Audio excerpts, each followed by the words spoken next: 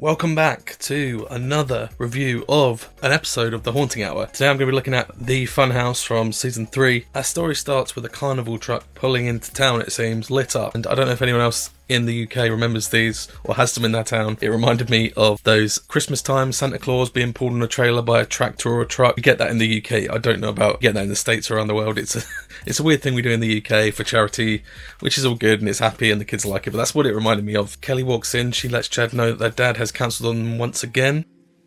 Dad cancelled dinner. He said he got caught up at work.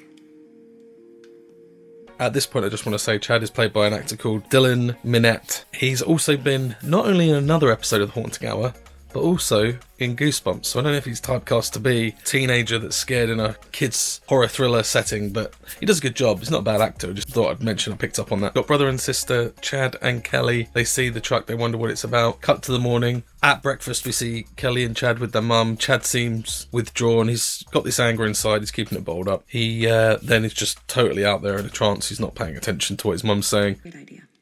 Like old times, I will make Grandma's mystery goulash, huh? It's still your favorite, right? Chad? Chad? Huh? Yeah, sure. Walking to school, Kelly and Chad notice the same truck from last night. They approach the truck. It looks like it's set up camp. Got a few things outside. Look, a very carnival looking setting. They've got the carny, who's played by James Pizzanato. I hope I pronounced that right. It's been a lot of things, including 30 Days of Night. Comment below if you want me to review that film. It's not a bad one. As they approach, he catches them by surprise. Kitties, $2 for 2 tickets. Don't be afraid. Everyone loves the Funhouse. Chad accepts. He's up for it, but Kelly not so much. So she waits outside. If everyone loves it, then why are we the only ones here? As Chad enters the funhouse, we cut to some creepy looking toys. It's dark as Chad enters, but as soon as you see the next shot, he's walking into a psychedelic looking hallway. And I like the fact in this hallway they kind of use the camera effects to make it look like the walls are kind of pulsating a bit and a bit disorientating. I quite like that. The next room Chad enters in the funhouse, he sees sort of the nuclear family, perfect family sitting down. These animatronics, which, as far as I'm concerned, I'm pretty sure they're people in suits. Marigold suits on, but I like the tie and the apron. That's a nice touch. The family are having dinner, and then they start to argue.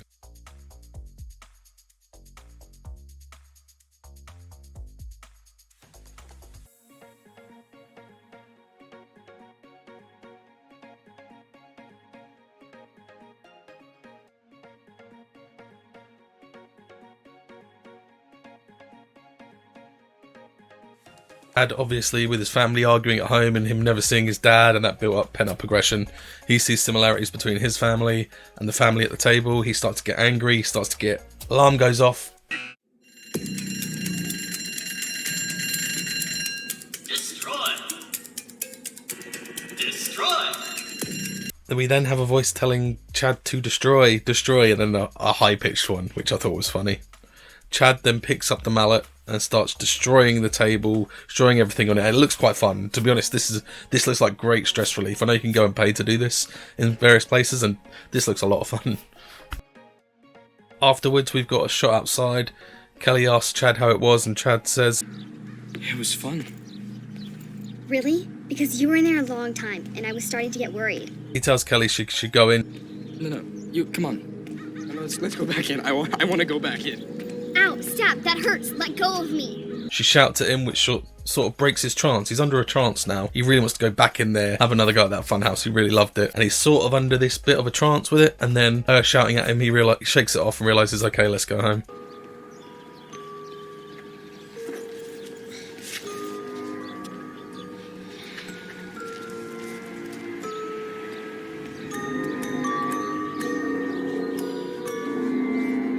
Carney has a sinister smile as they walk away. I just want to say at this point, if you're on IMDb, he is just referred to as Carney, so it's not me just forgetting his name at this point. That is what he's referred to.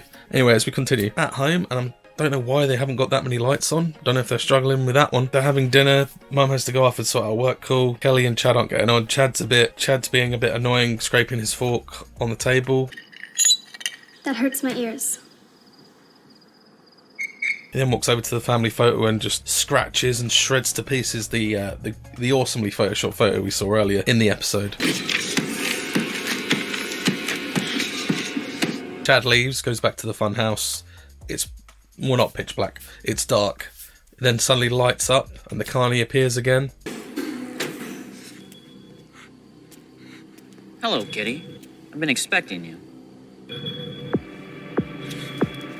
What follows is a montage of Chad just destroying loads of things, cutting to those freaky toys outside. They're getting faster, and I love just the beats getting faster as well. And this is a great little montage just to get across. Chad's just in the moment. This has become sort of a metaphor for drugs, I think. He's getting a lot of fun out of this. His family life, his home life isn't great, and he just needs this. He needs this constantly. Home sweet home! I need more. That's the spirit, kitty. This one's on the house. Chad goes back in, he's feeding that addiction. But this time as Chad goes in, we see him in a hall of mirrors, looking around. We then see one mirror with red writing on red paint that says, "The only way out is to face yourself." At this point we see half of Chad's face kind of sort of swell up and morph a bit, and he's turning sort of into the monster that is on the inside, on the outside. In the morning we see Chad, he's telling Kelly she's got to try this funhouse. It's amazing. You have to try it. It makes you feel like everything is gonna be okay. You have to try it. Something's wrong with that place. It's made you sick. I've never felt better. We find out a bit of the deep-rooted nature of why Chad is so obsessed with this funhouse. No one cares about me. I'm all alone. You're not alone. You have me. Mom. I have the funhouse. The funhouse is the only place I can feel good. Kelly refuses to go to the funhouse still, so Chad says, Fine. Go to school. Get ready and I'll walk with you. on the way to school, Chad says he knows a shortcut. Kelly goes with him. What do you know? He's tricked her into going to the funhouse. Go in there! No, stop it! Okay, fine! I'll go in! Just stop pulling me! You're hurting me! That sort of knocks him out of the trance again, and he apologises that he's hurting her. Kelly asks Chad to come home. He goes into the funhouse anyway, but we sort of see him starting to turn into a shell of himself. He's got bags under his eyes. His hair looks darker for some reason, the way they've lit it. And he goes back into the funhouse for another go. Returning home, Chad, covered in shadow at this point, so he's kind of hidden this figure. He asks Kelly, You didn't tell me, did you? No. You're lying. No, I'm not. Yes, you are. I can tell. You lying snitch! pretty much admits it in less than a minute anyway. Be fine. Yes, I told. But only because I was worried, and so was Mom. We then sort of cut to later in the evening. We hear some noises downstairs.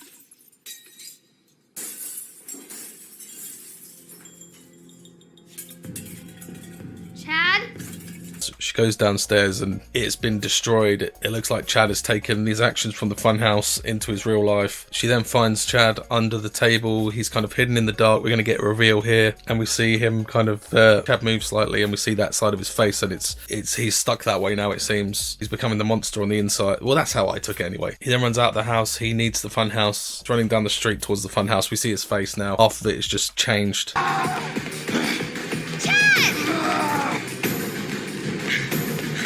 As Chad runs into the funhouse, Kelly approaches the carny. She says, What did you do with my brother? I didn't do a thing to your brother. Fix him. I'm trying to. We have to stick together. He needs me. Kelly enters the funhouse. She goes through the psychedelic corridor. Then we see a shot of her in the Hall of Mirrors, but not for long. Then she's into the family scene that we saw earlier, but this time Chad has taken a place at the table.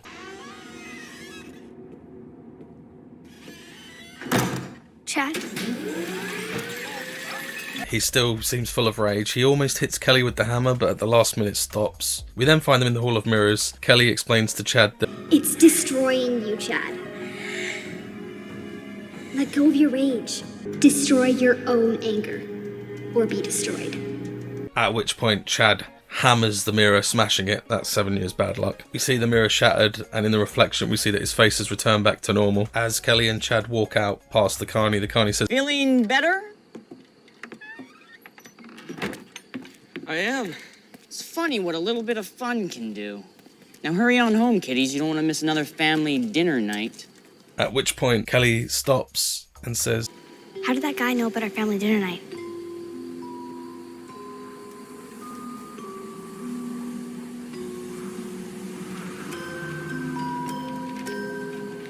Where did it go? I really enjoyed this episode. It was another simple one from the Haunting Hour. Sometimes I do the simpler ones, but sometimes the simpler ones are better. I actually thought the twist was going to be the carny. We've seen it in a few other episodes of this and Goosebumps, where the carny was the carny for a reason, and he needed to trick someone else into taking his place. And I thought Chad was going to become the new carny. The carny would be set free, and then Chad would be doomed to try and find some other kid to take his place. But it turns out the carny sort of helped him. But I'm not sure if the carny was helping him or not, because it seems like once Chad was fixed again, the carny was gone. So I don't know. But did the carny really help? What do you think? Put it in the comments. I think that the carny may have been there to help him by putting him through that, but he would have had to know that he had a sister who was going to save him at the end. Also, I think it's pretty obvious that there is some kind of metaphor for addiction in there. In this case, he was addicted to letting his anger out, and he needed to do that all the time, and he felt alone. It's amazing. You have to try it. It makes you feel like everything is gonna be okay. I have the Funhouse. The Funhouse is the only place I can feel good. And I think there's sort of a metaphor for that as well, if you can reach under the skin for that. I don't know if I'm clutching at straws with that. But what did you think of the episode? I thought it was really good. If you want to see more Haunting Hour, let me know. If you want to see any other shows, let me know. And I will see you in the next one. Take it easy.